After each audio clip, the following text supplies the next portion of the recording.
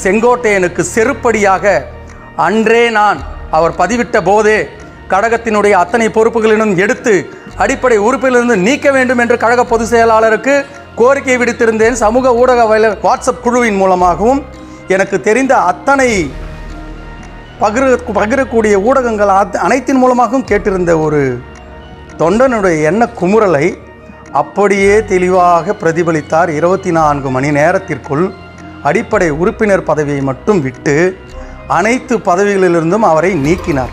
கழகத்தின் அடிப்படை உறுப்பினராக இருப்பதே கோடான கோடி புண்ணியம்.